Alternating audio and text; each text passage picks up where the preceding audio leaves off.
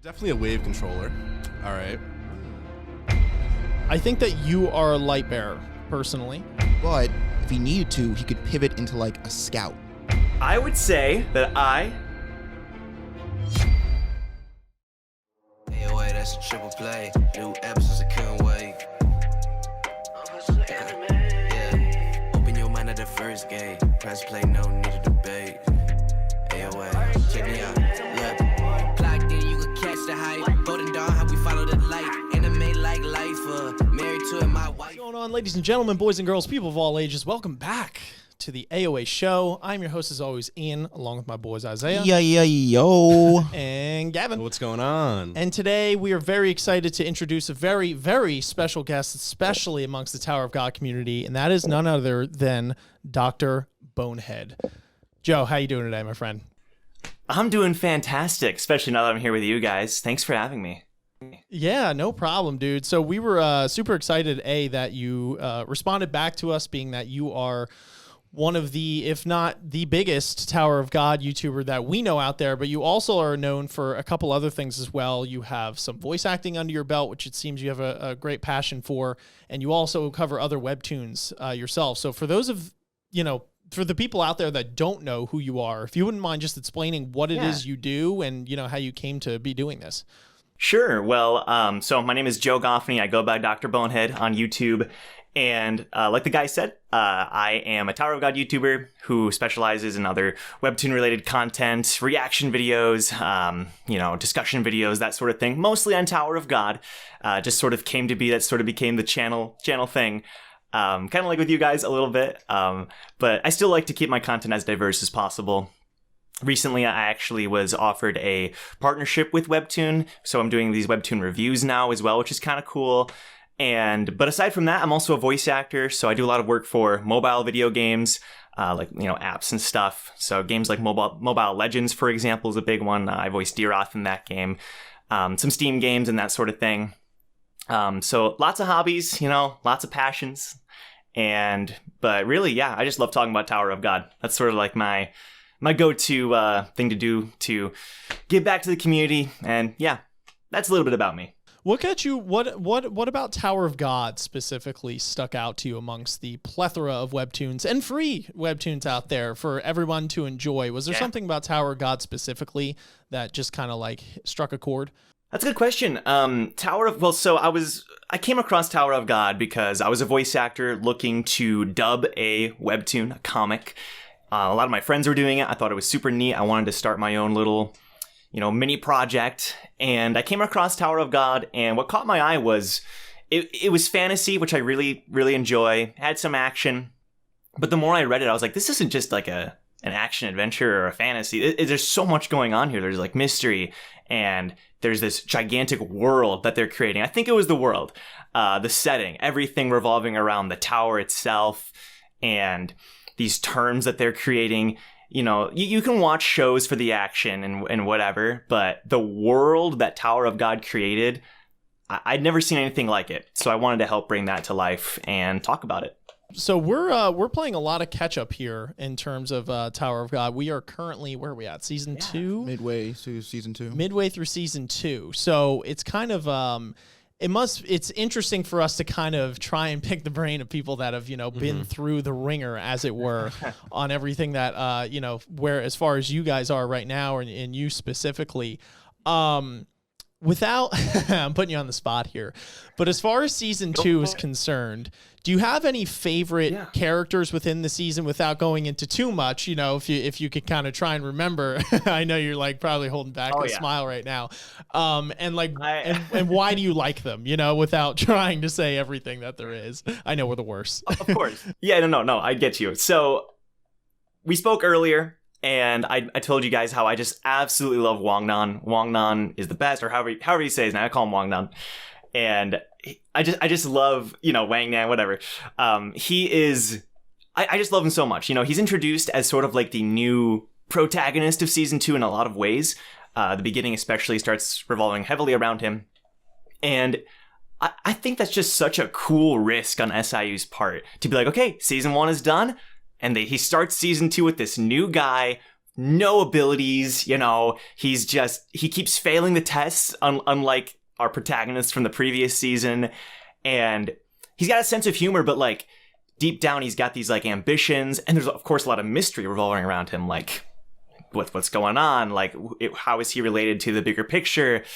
Wong-Nam's the best. And I guarantee you, his story just keeps getting more and more interesting.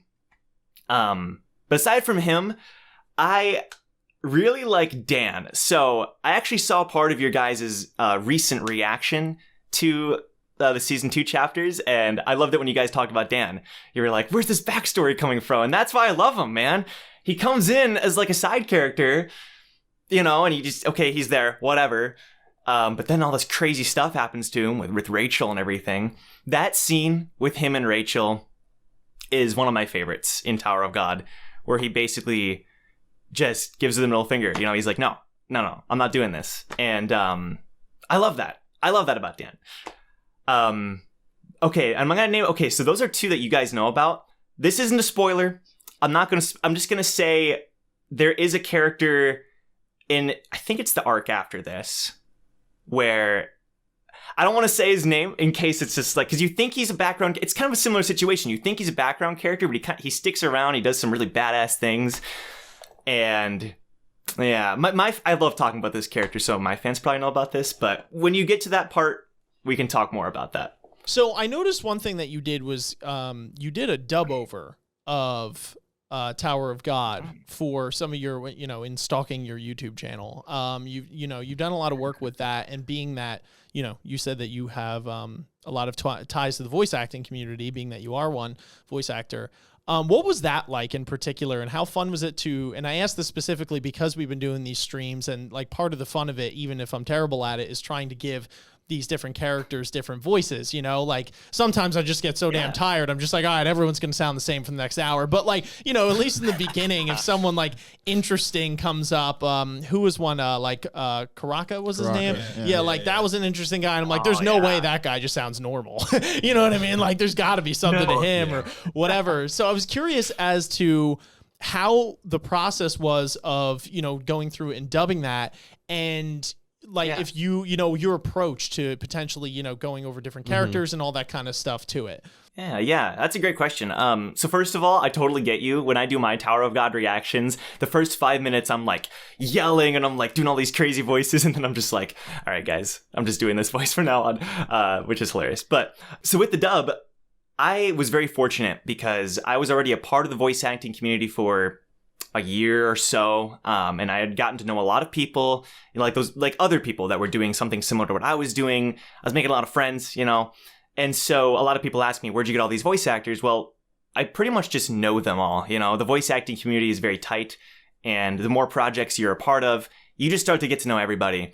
So that was a huge blessing for me with getting this project started, was just knowing all these people, and, you know, they were willing to be a part of this ambitious, crazy project. But like that was the biggest thing for me, because people are always asking, where'd you get all these talented dudes, you know, all these talented people. And I'm just lucky I got to know them all. And then so from here on out, now that the project has sort of been established, then I can now start like reaching out to people who maybe I don't know as well. I'm like, hey, we have this thing, you know. But at the beginning, I was a little scared because, you know, my assistant director, my good friend Joe, you know, we have this joke on the channel where he's other Joe and I'm Joe, whatever. And he said, he didn't tell me this until we finished. We just finished season 1 and we're starting season 2 at the end of this month.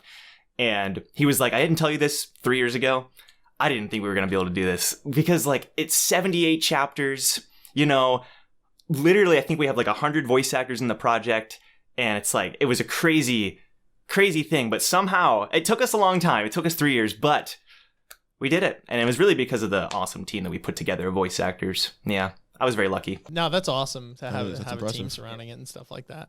I have to ask, beyond Tower of God, being that you're not only a Tower of God connoisseur, you are a Webtoon manhwa connoisseur as well. Are there any other Webtoons that you are really messing with right now, and why? Yeah, so I want to get started on God of High School after the anime finishes. A lot of people are telling me to read it, and I've just told myself, all right, I'm going to do it once it finishes.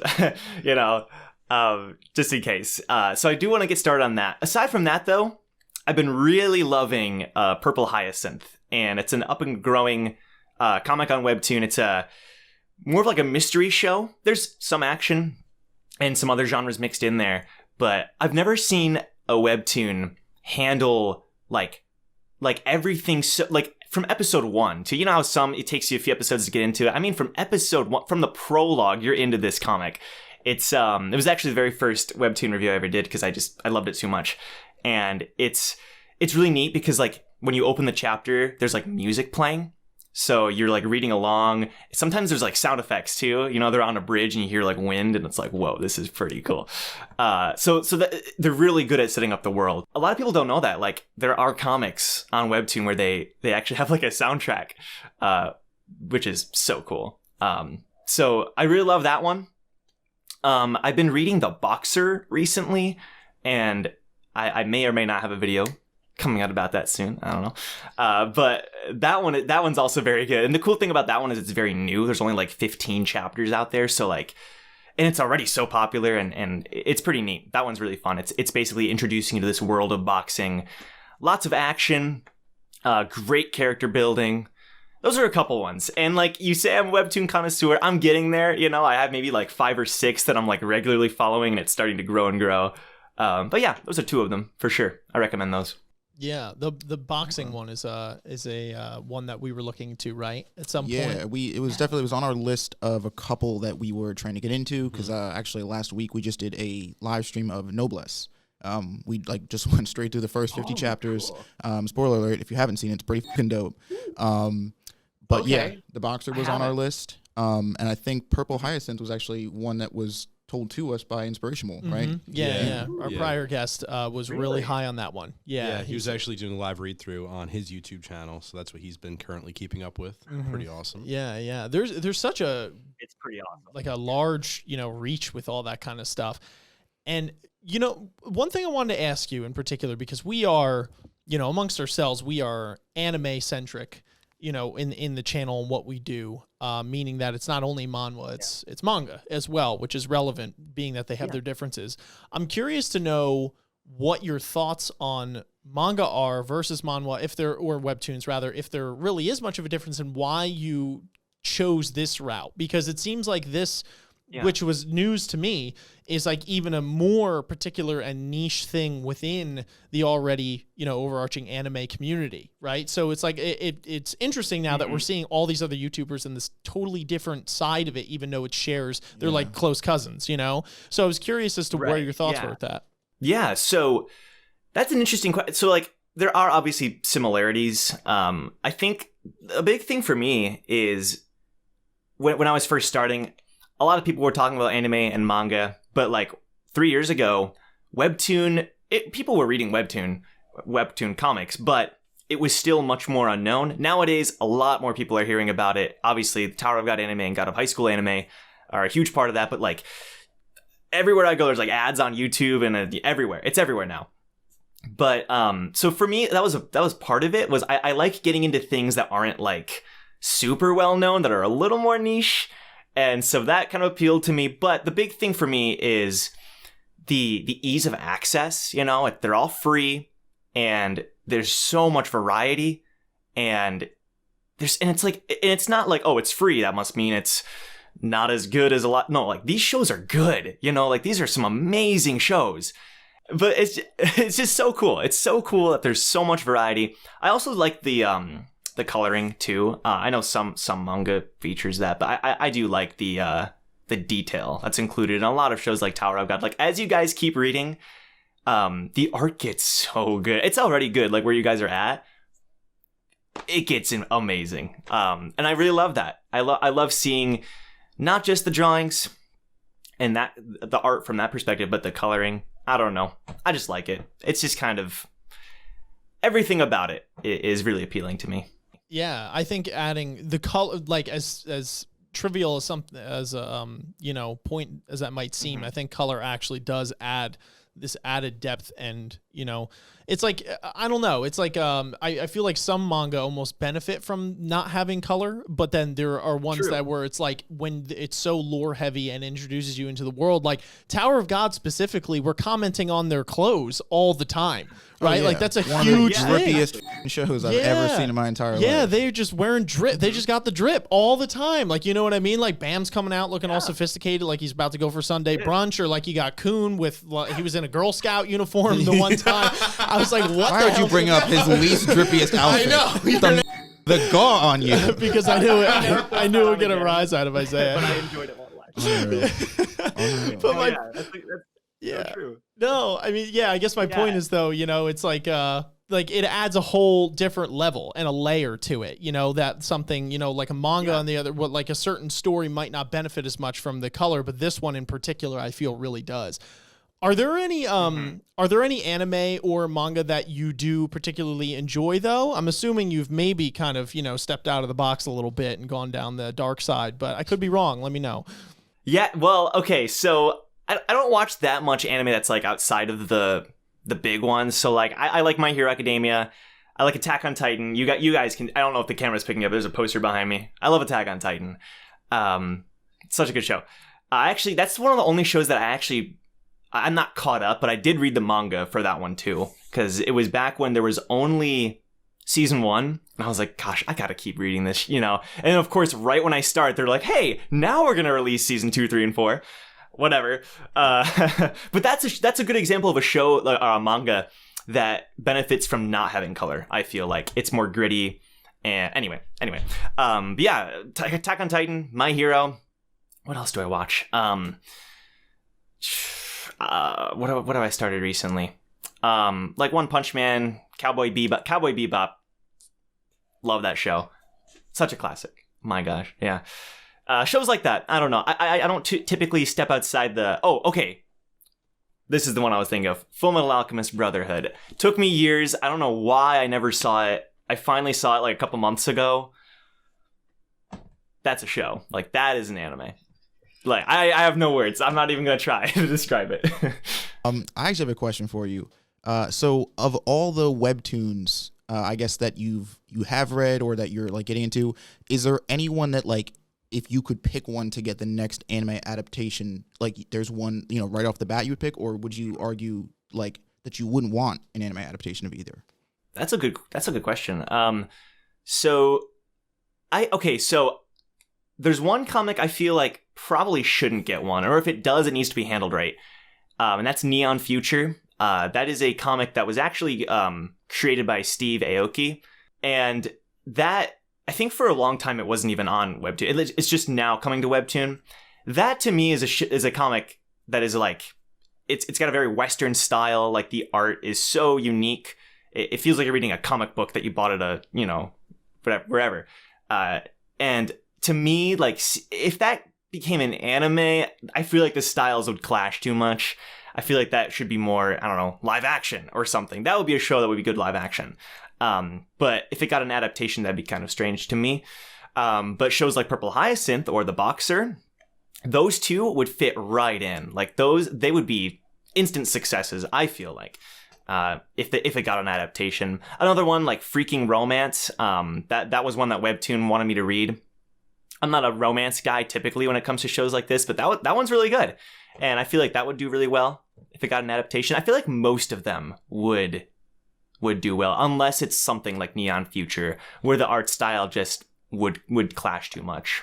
Yeah, that's interesting. That's one we were looking over, and it was like there was some circulation in whether we thought this would be something that was good or not in terms of just reading it, because it was like, oh, Steve Aoki, huh? That's an interesting one, you know. The premise seems cool. But yeah, I could definitely see your point in that. I think that makes a lot of sense. Also, I'd like to backtrack for a second and say your choice in anime is pretty stellar. It's like A1. So you definitely passed that quiz. Okay, all right. Good to know. I mean, to be honest, it's not that unique, but I'm happy to hear it. No, it's all right. You said Attack on Titan. I was pretty much sold from there. And then everything else was just like, I stand that show so hard. So yeah, that's a fantastic one. It's so good. Yeah. It's probably one of my top for sure. I gotta ask. Speaking of anime adaptations, I think you knew this question was coming at some point or another. And you've probably already stated it multiple times, but I gotta hear it from the horse's mouth, my friend. What were your thoughts on the Tower of God adaptation for the anime? Okay, so I really liked it. I really liked it. I want to start there. I thought it was very good. I think it says a lot that a lot of the anime onlys really liked it. People who hadn't read the comic and they, came to the webtoon. That says a lot. That means the anime did what it was supposed to do. I feel like, obviously, the anime adaptation was created for two different groups of people, right? People who already knew Tower of God and were like gonna get crazy hyped over an anime adaptation, and then people who would watch the anime and then come and read the comic. Like, I feel like that's from Webtoon's perspective. Like, that's how the business exchange works. Those are the two people they're aiming at, and I feel like they satisfied both of those groups. Now, I do understand. So there's a minority of people who have read Tower of God season 1 who like hate the anime. I get in the thing is, like, I understand where they're coming from. They want the animation to be like perfect. They want it to be.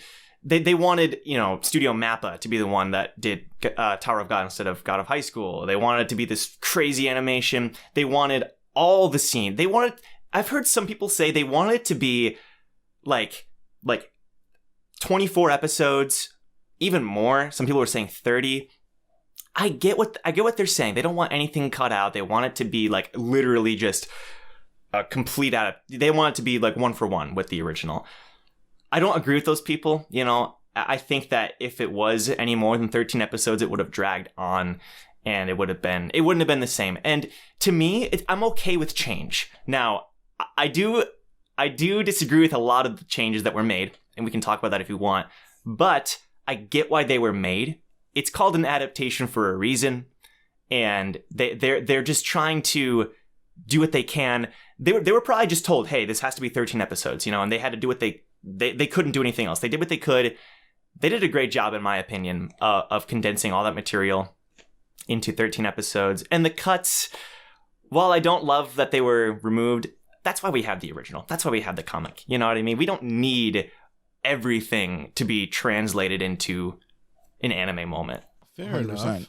We completely agree. I mean, I think I speak for all three of us when I say that we liked the anime, and as anime onlys coming into the webtoon, we have always talked about the fact that I feel like the anime is literally supposed to work as an advertisement for the webtoon, right? So it's not, the anime is not supposed to just take every single panel, every single, piece of information from the webtoon and just spill it back out because you worded it perfectly. That's not an adaptation, right? This thing, once you finish the anime of Tower of God, the feeling you should have is, wow, this world is really cool. I want to see more of what it's about. And then you go read the webtoon.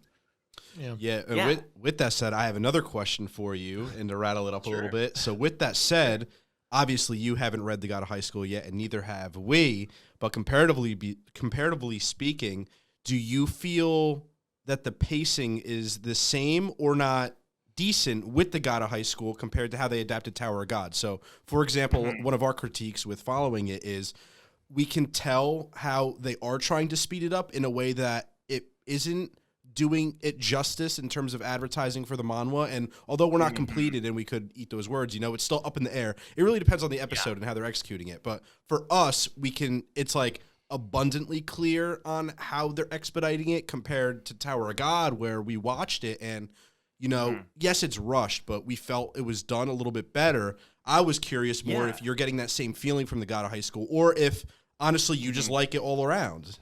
So people were saying that Tower of God was rushed. In my opinion, it was only a couple episodes in particular that felt rushed.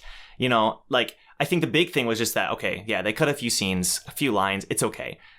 Some tests were just a little quick, whatever. They didn't really rush it that much, in my opinion. I think they did a pretty good job at keeping it at a good pace. God of High School, I do agree that a lot of it does feel, or I would say that a lot of it does feel pretty quick and rushed. And I didn't read the original. This is just from an anime only perspective.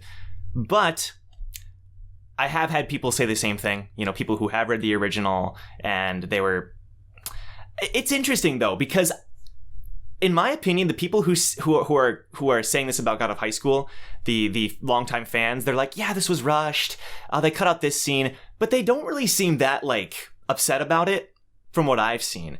But the people who were complaining about Tower of God, which in my opinion wasn't even that bad, I don't know. They were the ones that they made it seem like it was a bigger deal than it actually was. So, long story short, from my perspective, I think I'm really enjoying God of High School, but I do think it is more rushed than Tower of God, especially with a few episodes.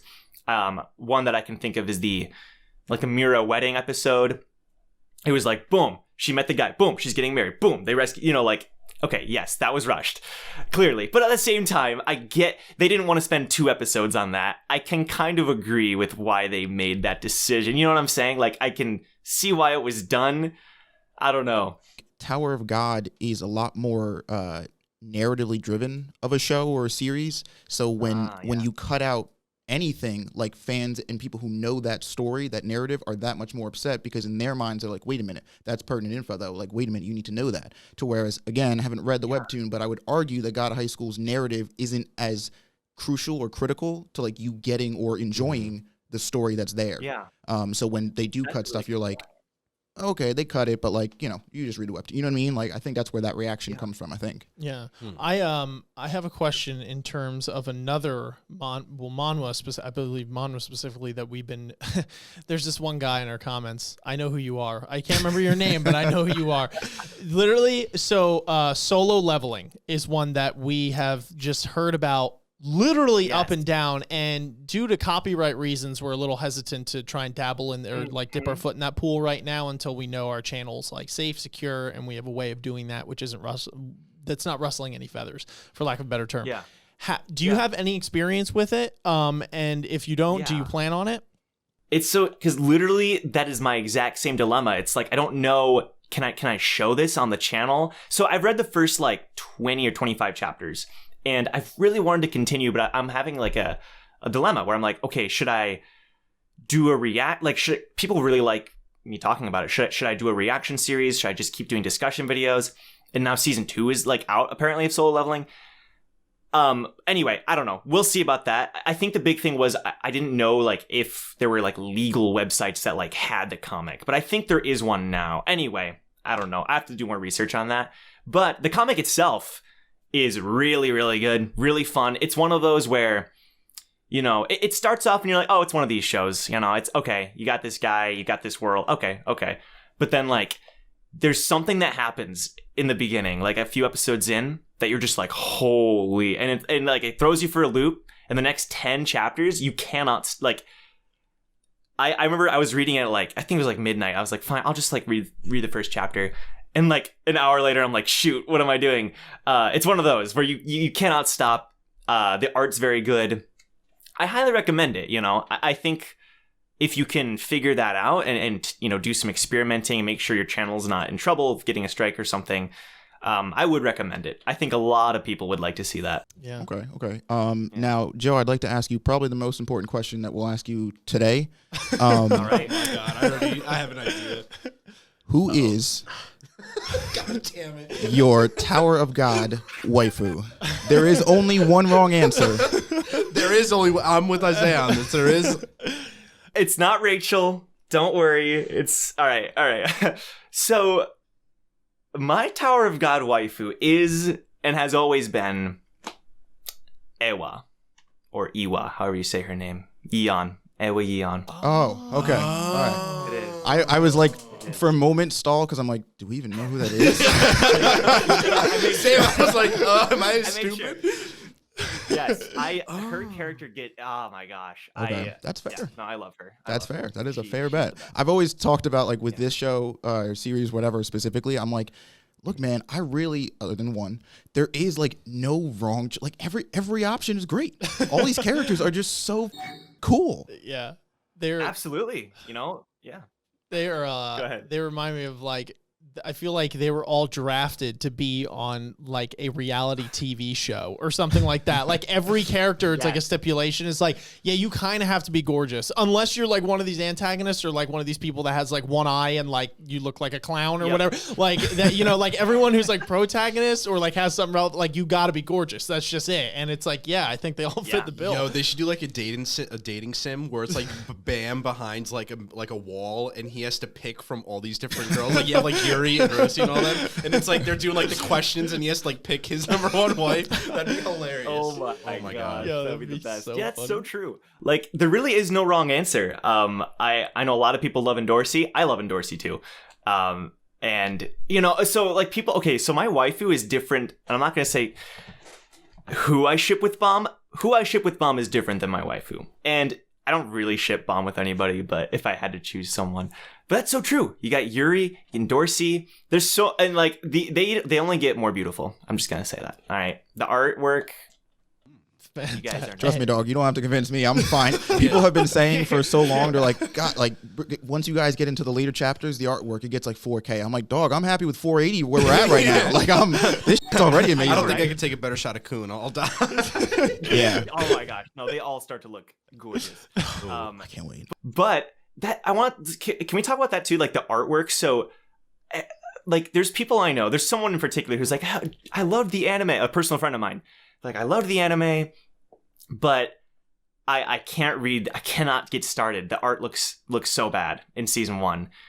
What were your guys' thoughts on the season 1 art? Because when you finished or you started watching the anime, but then did you start from season 1? Mm-hmm. Yeah, so after Okay. we finished the anime, we basically were like, all right, we're gonna just jump in and keep finishing it. But we thought, all right, well, since so many people are saying, you know, what we were talking about before, how vocal people were with like what was cut out. We're like, all right, so then we'll be fair. We'll go through season 1 of the manga and we'll see exactly what people's grievances were, what was cut out, whatever. And I will definitely tell you that from the start when we opened up chapter 1, I was like, guys, you know, I know I like the story here, and that's cool because like this art's kind of taken like a for you know for lack of a better term. But I at least you know speaking for me, like I loved the story so much that like it didn't matter. It didn't deter me from wanting to get through, and I knew once you know again we had gone through the anime, I knew all the story beats that were gonna get hit, and I wanted to know what was gonna happen so much, and I was so in love with these characters that like. Just taking in the story, just from that perspective alone, it was enough for me. You know what I mean? And so I think by the time, and I feel like before we knew it, we were already at season 2, or even you know before we knew at the end of season 1, it's like the art is there's clearly growth that has to happen, but I don't think it's you know again this is more personal. I don't think it's anything like super deterring where it's like. Dog, I literally can't read. This looks like, you know what I mean? And you kind of get used to it as you go along. Like initially, it's like a shock value where you're like, they're wearing different clothes. You know, they don't look the same. But then it's like you get 5 chapters in, and you kind of just forget everything. Like blends together. Yeah, and I think to be fair, like when you start with the anime, I know some people have grievances with the way the anime looks. Like I love the aesthetic that the anime goes for. It's got this like sort of like almost like the webtoons are being painted into the anime. And so when you start from there, and then you go to the season 1 webtoon, it's like. Look, I get it. I get that you can have grievances because the art does drop, but like it doesn't stay there. You know what I mean? And I do think this story is good enough on its own narrative merit to sort of look past that. I think not to harp too much on the anime itself because I'm sure people will not like that, but I don't care. I'm going to do it anyway. I actually think that you bring up an interesting point, and this is an interesting topic because I feel this is another reason among many why the anime was so important. And the reason why is because I'm thinking of this right now. And I'm wondering how many people would be deterred from reading this webtoon to fruition if the anime was never a thing to begin with. Like if we had just gone into this webtoon and somebody said, yo, read this webtoon, and there was never an anime to watch. And we open it and we're like, ugh, you know what I mean? Like we're looking at this art and we get this like this look. And it, like I have to say, at least for us, like Isaiah kind of nailed it on the head. We were so invested in this story to begin with that we knew that this was going to be something that we were able to trudge through and we were going to be okay with. And then when we were reassured that the art got better, it was like all the more reason to just kind of disregard the you know, not so good art from the start. But I think it's very important that the anime was the thing first you know, because way back when people were looking at this and, you know, because it's been X amount of years old, they were willing to get through it because it's like, okay, this is an interesting story. It's a new thing. But like now we are where we are, and you have things like your solo leveling and all this kind of stuff. And it's like, if Tower of God doesn't have an anime and you're comparing those two and you're bringing on a brand new Webtoon reader, like there might be a chance that deters a lot of people. Maybe your friend is one of those people in particular. Right. I'm not sure, but those are my thoughts on it. True. No, that's a great point. And it is sad because it's like, oh, there's so much potential. But that's a great point too. Like, I think that because Tower of God, I believe it started 10 years ago, over 10 years ago now. And it's like, back then, there weren't as many options. So it was like, oh, what's this? Like you mentioned, that's a great point. But now it's like, okay, there are literally thousands of incredible comics out there that from the get-go look amazing. And I am grateful for the anime for that reason. That is a fantastic point. The anime looks great. Looks like like you said, like a painting, a sketch. And it is very appealing. Draws a lot of people to the original.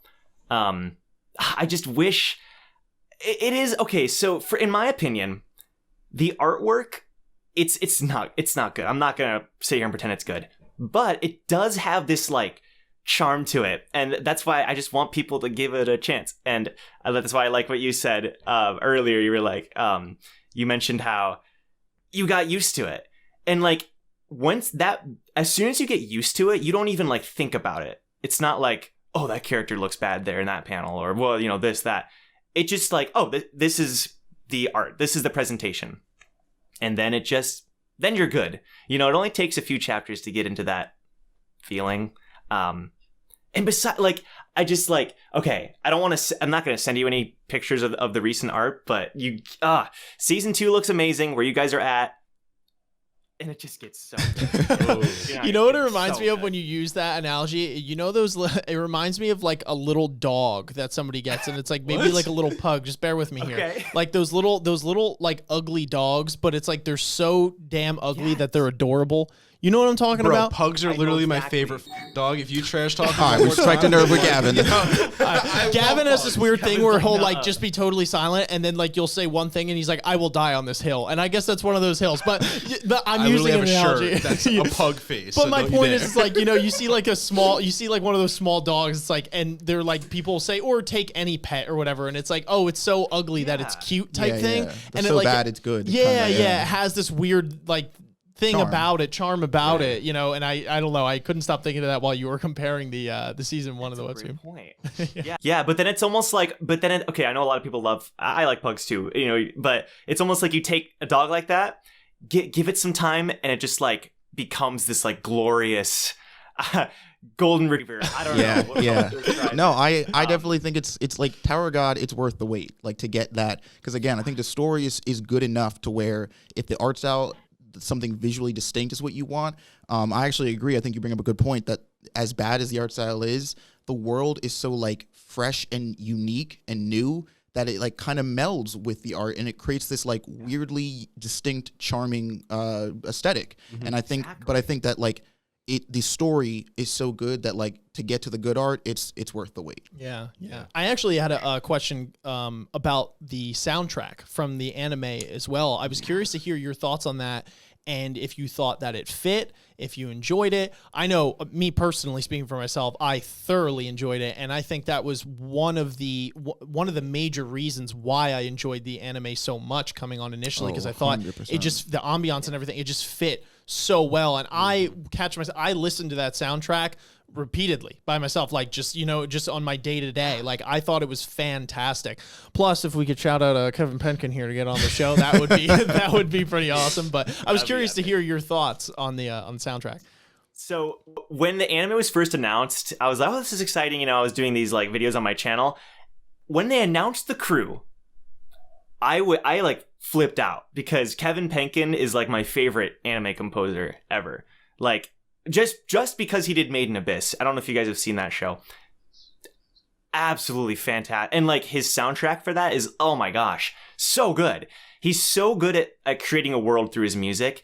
And I think it was other Joe who mentioned this on the channel. He like, the music is so good at creating this world, but it doesn't like, it doesn't overcome like anything. It doesn't feel like it's too much, or that that it's like overpowering the story, or it just blends in, and like you said, the ambience, so good. Anyway, yeah, the Tower of God soundtrack is phenomenal. I think that might be like if not the best parts of the anime. I think it was so well done, and I'm really excited to see. I think it was a recent announcement that he's releasing the OST, I think, or like an album, right? He's like starting his own channel too. Yeah. He released something on his YouTube channel. That one created. Of the OSTs. Yeah. I don't know if it was like the main one for the show, but yeah, I guess he's going to be periodically dropping those or releasing those. So that's pretty dope. Yeah. I think that like the soundtrack though, I mean, even like, dude, the opening and ending songs.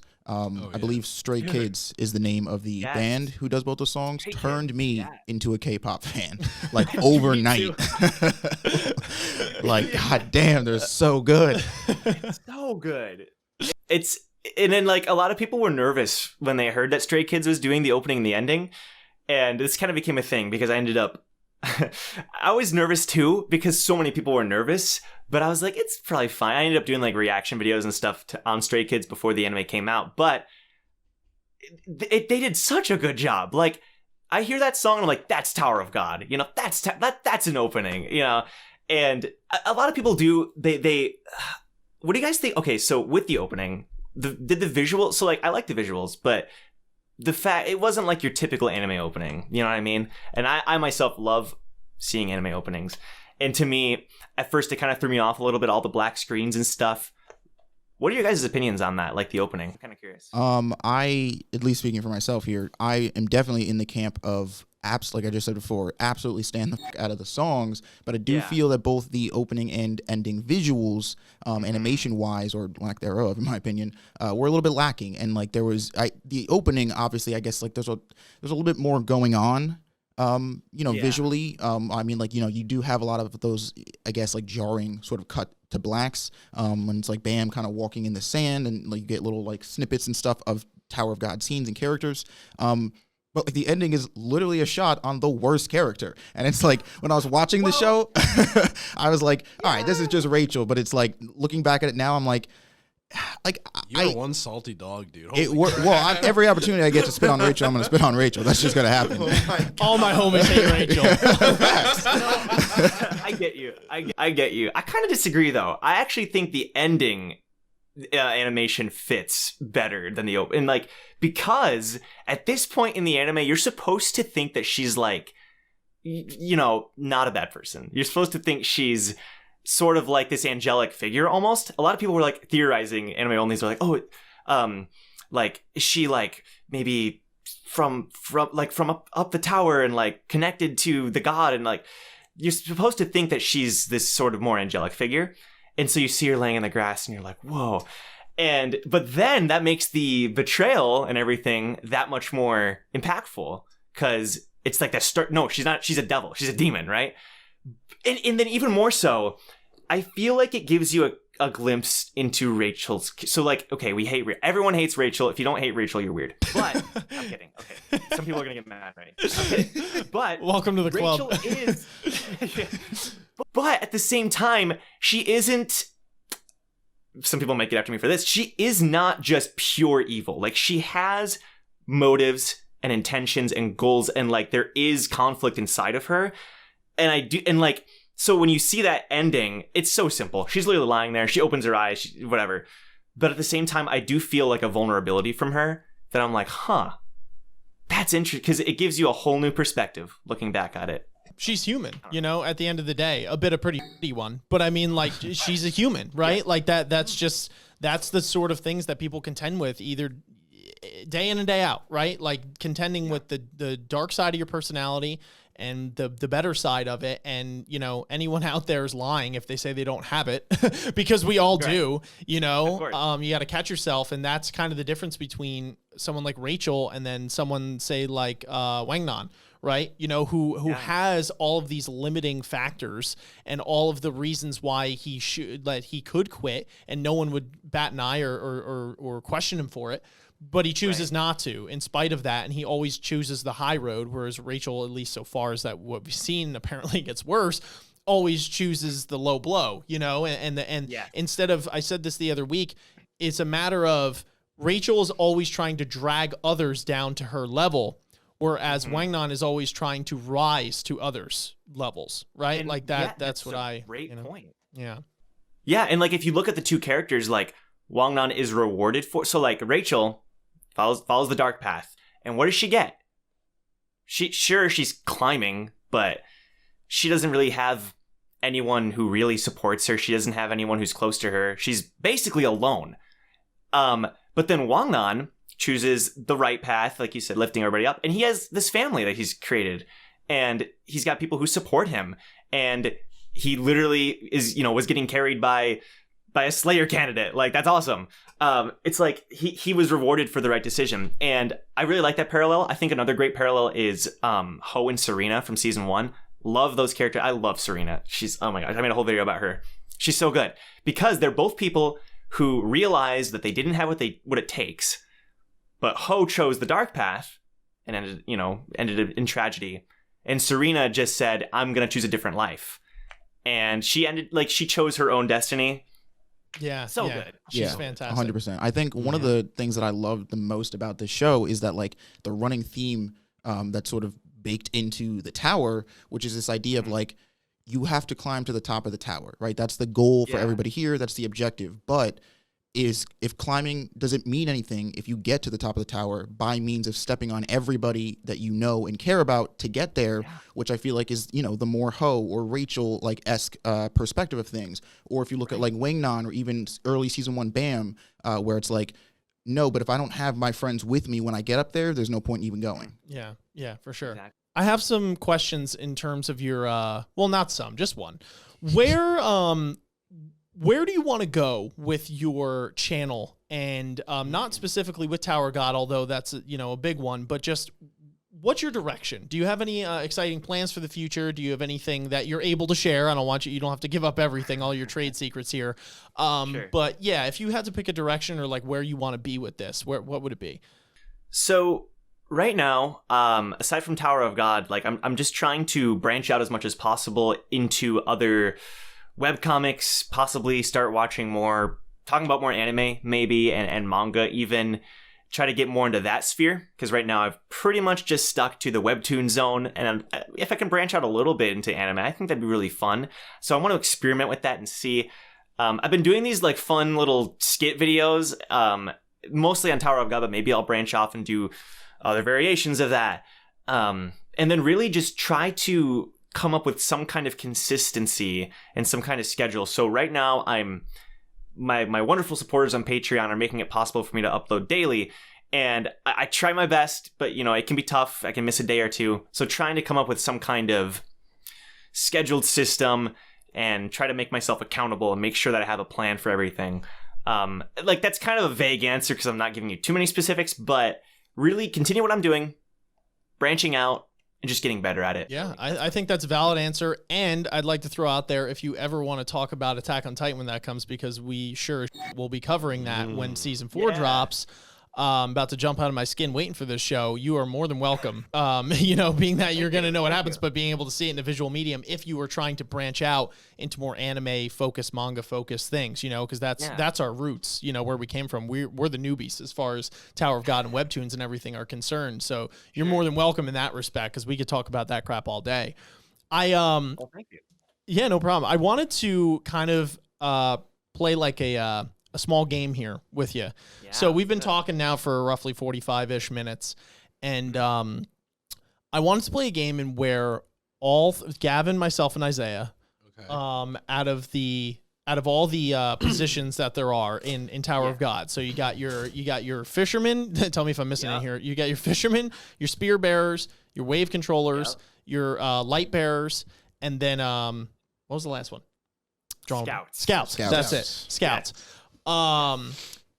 In your heads, and your head, Joe, as well, think of what position that you picture yourself as in this Tower of God world, okay? Like, are you saying everybody? Yeah, everyone in their own mind, like, what do you picture yourself as out of those? And be honest, be brutally honest. And then all right, we're going to pass it off to each other, and we will try and guess what position each one pick for themselves and see how that lines up with each other based off the conversation that we've had, here and the little bit of time that you've gotten to know us and we've gotten to know you. I basically know everything about you now. I know Gavin's middle name, so I mean, like. Oh, that's true. That's not Dude, even you my shouldn't middle even be name. playing. He's gonna guess your right out the gate. Oh man! All right. So okay, all right. Take a second. Does everybody have I got what they it. think Yeah, I'm their ready. position would be I'm good. in their head? Yep. Okay, so we'll start with Gavin. Yes. Gavin, you could go. Start with Joe, and then whatever one of us, and take a I'm guess. guessing yours. You're guessing all of them, all right, dude. All right. And we're just doing like everybody gets one guess to guess everybody's. Yeah, right? yeah, Okay. and then we'll just discuss it and see Okay. where we wind up. Joe, do you have something to say? It looked like you were about to say something. No, I'm just ready. All right, ready? What do you think? Start with Joe, Dr. Bonehead. Joe, you're definitely a wave controller. All right. Isaiah, he's a light bearer. Okay. You're a spear bearer. That's just, there's no other way. Okay, got you. So Gavin goes with Joe's the wave controller, Isaiah as a light bearer, and then me as a spear bearer. Yep. Spear bearer as well. Okay, so I'll go now. So all right, Joe, I think that you are a light bearer personally. I actually think Isaiah's kind of a light bearer too. I'm not gonna lie. I don't know why that's hilarious. Light bearers are dope. Dude, we just figured out that they just basically get to surf Twitter all day is what they do for their job. Yeah, bro. Dude, Good luck passing the test when I don't feed you your information. Jerks. And then Gavin, I could see you as either a spear bearer or if you were like some janky version of like a wave controller like Laurel that always slept all the time but had this hidden ability where all of a sudden you're like yoked as shit. You know what I mean? You could just whip a spear going Mach 5. Yeah. So those are my guess. I'll say spear bearer, but with a hint of wave controller on there. You're like, yeah. Well, no, that's lore correct because people can eventually pick up that's more what than I'm one saying. position. I think your main affinity is spear bearer, but I think you could make a slight pivot into it if you needed to. Okay, so fair enough. anyway, Isaiah, what do you got? All right. I think Joe. I'm getting. Oh man, I kind of feel like I'm feeling Joe for what you were saying with Gavin, where I feel like initially he would start off as a light bearer. Okay. But if he needed to, he could pivot into like a scout. Okay. Okay. Let's see, and then we'll go down this way. Ian, spear bearer, game over. And Gavin, my sweet Gavin. Gavin would be. I kind of feel like you would be a fisherman. Okay. Yeah, I feel like you could rock the fisherman. Oh, this is interesting because everyone's picking like it's not, well, except for me. I didn't really get much diversion, but besides that, everyone's getting different ones. Okay, now it comes down to you, Joe. What do you think? It's like I had ideas and I'm hearing these and I'm like, whew, okay, I'm gonna stick with what I had. Okay. So my gut says Isaiah, Lightbearer. Okay. I don't know. That's I had that and then everyone was saying it and I was like, cool, okay. Ian, fisherman. And you guys obviously know him better than I, but I don't know. I'm gonna go fisherman. Fisherman and spearbearer are kind of similar too, in my opinion. Yeah. And then Gavin, wave controller. I don't know why. I just feel. You feel it? Yeah, that's what I'm saying. Gavin gives off this weird like wild card vibe where like you don't know. All of a sudden he's like just shooting Shinsu blasts. It's like, where did you learn that? And he's like, I don't know. I just like picked it up. That's interesting. Okay, that's cool. Yeah. So Gavin, what was your position in your head that you pictured yourself as? So I respect the wave controller, and that actually I would take that, but I wouldn't lie. My initial thought was scout. Was scout. Why? Yeah. Why? Yeah. My whole family hunts. I grew up hunting. Like I know how to be quiet, and I know how Bro, if you want me to quietly take you out, I'll do it. Let's go. Like, yeah. Right now. Assassin. I'm the assassin, dude. Yeah, that's awesome. But that was the Oh first my thing. I was God. like, I can pull I off. love is like, why would you think you're a scout? Because I could kill you before you even knew about it. It's like, I think scouts are just like getting information, but like, okay, all right. You need to climb a tree at 3 in the morning? fair Let's enough. go. Isaiah, what did you have pegged for yourself and why? I pegged myself for. It's funny. I totally didn't peg myself as a light bearer, but like everybody said it, and I'm like, and the first person who said it, I was like, that's ridiculous. I couldn't be a light bearer. But then we got to Joe, and I'm like, all right, well, like, hold on.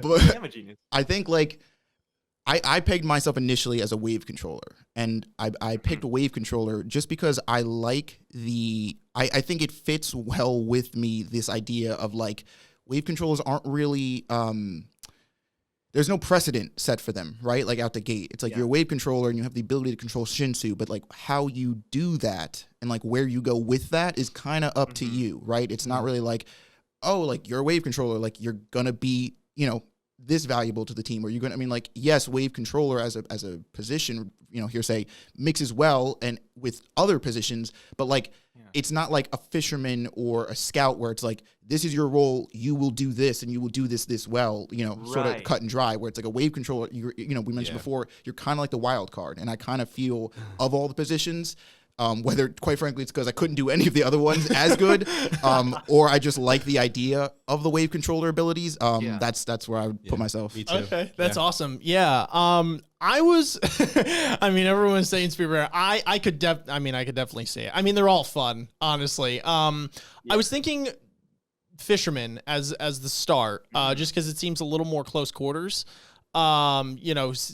Compared to Spear Bearer, that is. Yeah. I could definitely see Spear Bearer, and then if I could pick anyone that I'd want to be, it would be a wave controller.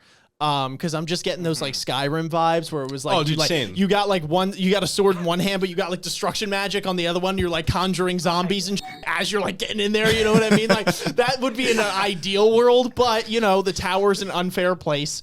And sometimes you just kind of you're the position that the world chose that you are. So I will rock the fisherman spear bearer. Also, I like real quick. There's an explanation that is given to Bam about essentially like how to fight as a wave controller from Jinsung, when like there's that flashback where he's first teaching him how to use the butterfly piercing technique, and the way that Jinsung breaks down how manipulating Shinsu works as a wave controller, I was like, that's the dopest I've ever heard, bro. Everybody's out here throwing spears and like shooting people. I'm like, this dude can literally roll up to you and like from the Shinsu in your body just explode you. I'm like, that's dope as Explode you.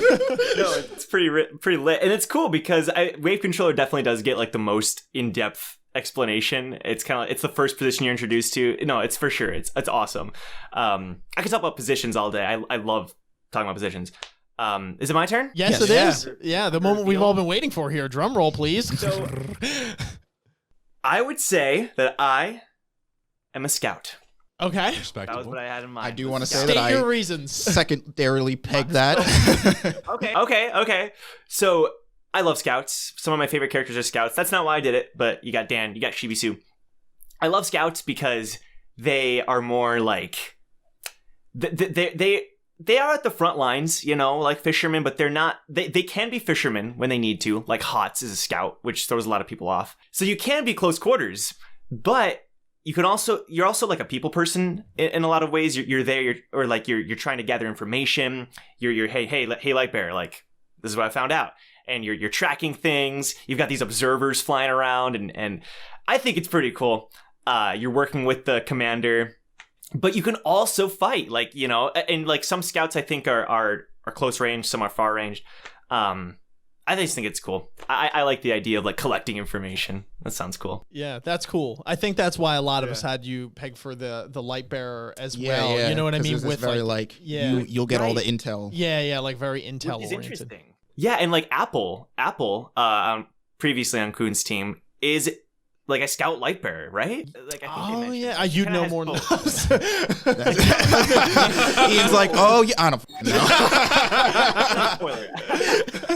know. Don't Yeah, worry I'm about pretty it. sure she can do both. Okay, which yeah, is that's kinda interesting. cool. Yeah, That's like true. your second affinity. Even like Kun as a light is like able to like he can fight. You know what I Yeah, mean? He can hold his own. yeah. That's one thing that's beautiful Yeah. about this is that that doesn't limit you to only that, which is something that we learned recently, really, because it was like, I mean, it was always in the back of our minds, but then when we saw a knock roll up with 3 bangs, a spear the size of a school bus, and her f***ing fisherman We're pole, like, we were like, that's I don't know if that's one. That we're seems like, like okay, you've been you're double dipping yeah, here. you're dipping into the other skill trees Right. here. Are you allowed to do that? And But then I everyone think clarified. another cool thing about it is that, like, you know, aside from the fact that you could literally assume another role, it does just allow, you know, eventually, I'm assuming once you like get to a certain level of strength or discipline, just to manipulate objects or things that are either exclusive or easier to use from other positions. Like when you see Bam use the lighthouse in that like whole thing going down with Teddy Bear and Coon and everything, where it's like, okay, so again, there's potential for him to utilize a lighthouse, maybe not to the extent or the level that a Lightbearer could, but he can do it. You know what I mean? Yeah. Yeah, no, I love that. They're showing that a lot more recently. So, like, I think you guys got up to this part. So, like, the guy with the wings from season 1, Amigo Chaz, whatever you want to say him, he's like all big and jacked now, the big guy. He's a spear bearer, and I think he did chuck something, but then he rolls up and he's like, no, I'm just going to beat you to death. Like, he basically becomes a fisherman there. He's like, no, I'm just going to fist fight you, you know? And then, but then also, like, Iwa, Yeon, she's a fisherman, and yet she uses flames. So it's like, there's a lot of variety you can have within the roles. That you can double dip, like you said, or you can lay row. He's a light bearer, but he could be a wave control if he wanted with his electric Shinsu. And I just love that. It's so cool. Yeah, that's interesting. I'm just picturing now, like, Amigo, like, throwing a spear, but then he's, like, runs up quicker than the spear, and all of a sudden he's, like, just right in your face. You're like, oh, God! He just starts beating you. The spear just misses. He's like, yeah, that was just It was a distraction. Yeah. He's like, Yes, I hate this exactly. thing. That's hilarious. Well, listen, Joe, honestly, we've taken enough of your time already, but seriously, thank you so much for coming on the show. It was a blast of a conversation. This was a lot of fun we had, honestly, and I would love to be able to do it again. If you're ever looking to just shoot it or anything like that, you are always more than welcome on this channel. And seriously, you could take the Attack on Titan offer as well if you're interested in expanding on that. We are just more than happy to talk about that all day. So, you know. Awesome. Well, thank you guys for having me. It was a blast. Oh, so no much problem. fun. We should definitely do this again. Yeah, it was a blast, man. Real quick, let people know where they could find you if they're interested in seeing more of your content. Sure. So you can find me on YouTube, Dr Bonehead. That's Dr Bonehead. Like I said, talk a lot about Tower of God, reaction videos, whatnot. It's a lot of fun. You can find me on Twitter at Dr_Bonehead.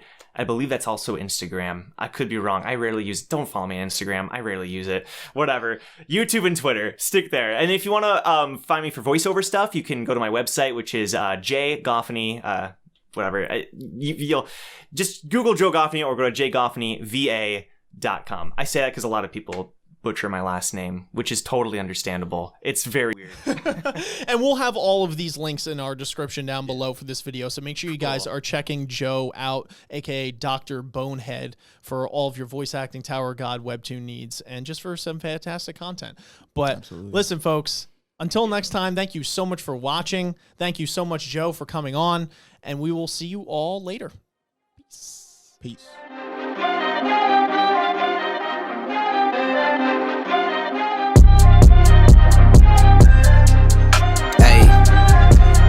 Hey, you know what it is, dog.